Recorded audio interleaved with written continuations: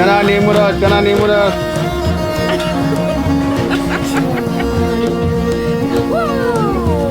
Nice. And look at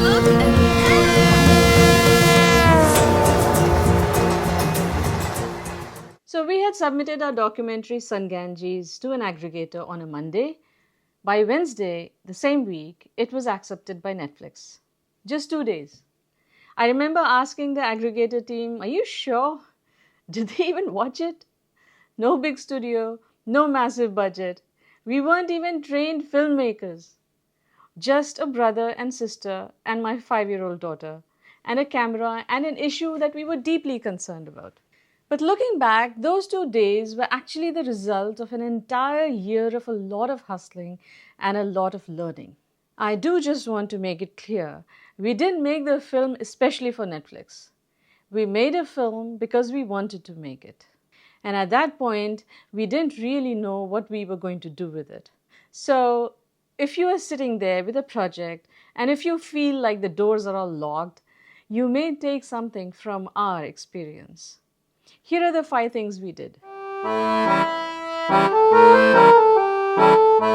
So today, if I were doing it, I'd start building my audience the day I decide to make the film.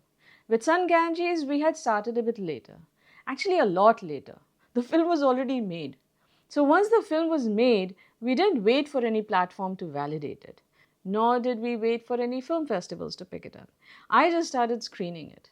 These were physical screenings, not digital ones. I screened it wherever I could. At universities, theaters, within organizations, small friendly groups, community gatherings, even corporate events.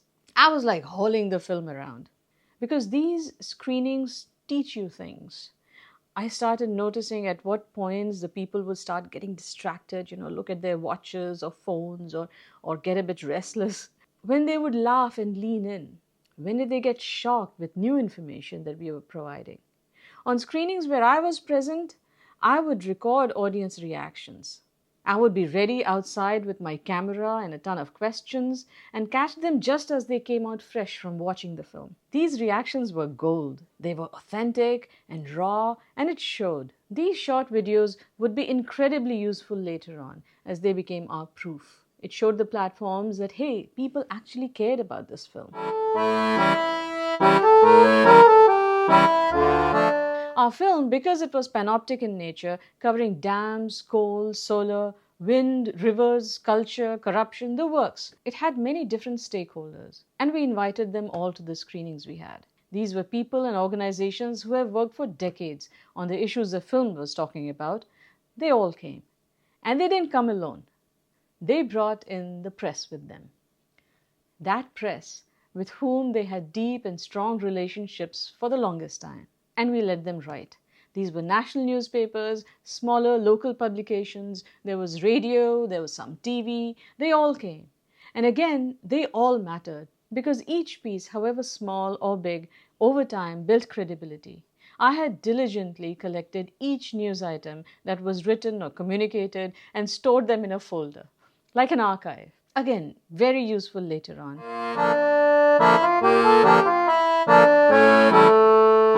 The third thing was, even though our budget was tiny and the film itself had this, irreverent sort of DIY tone, I treated the film with all the seriousness it deserved. I made sure it had proper stills, it had a clear synopsis. I spent way too much time cutting out a trailer that, felt like quietly intense. I wanted it to make sense even if you had zero context. I treated the film and all the literature and all the language around it as if it was a big budget film with high stakes and a lot of respect. I figured if I treated my work like a little indie project, that's how they would treat it.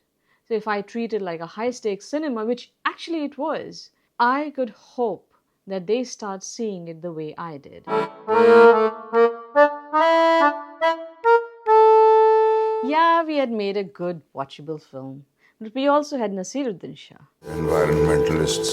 क्या बोलोगे आप? ये मत बनाओ, वो मत बनाओ. Go green. We were under no illusion about our place in this universe of attention-seeking dispensers of media and information. Our job as indie filmmakers would have been impossibly rough if we had tried to get our film seen on its own. It was a film on electricity, made by an unknown brother and sister duo, with my 5-year-old, of course. So Nasir's presence helped us get through the door.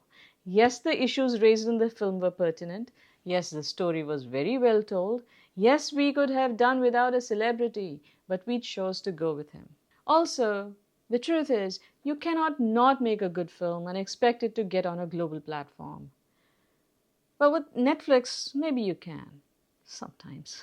So we were hard on ourselves and had made the best, most watchable film that we could with what we had. How did we do that? Well, there were ways, but that's for another video. So by the end of 1 year, the film had a life of its own. It had been screened at many different venues, including festivals now. It was screened in Indonesia, Singapore, Germany, Poland, France, US, and in India. It was like a rolling stone. It had been questioned, it had been talked about and discussed by audiences, and on my end, it had been edited ruthlessly. I had cut out entire chunks. The parts that did not move people, I chiseled it, I cut it out, making it crisper and even more watchable. All this mattered because when we eventually took it to Netflix, SunGanges wasn't fragile anymore. To the aggregators, I did not just send the link to the film. I sent them the film file along with all the press coverage, all the reviews, the audience reactions, the videos, the quotes, photos of crowded screenings, list of venues and list of cities, list of awards, everything I had, the whole big package of proof. We arrived showing them that the work was already done, the audience was already there, we just needed a bigger screen for them.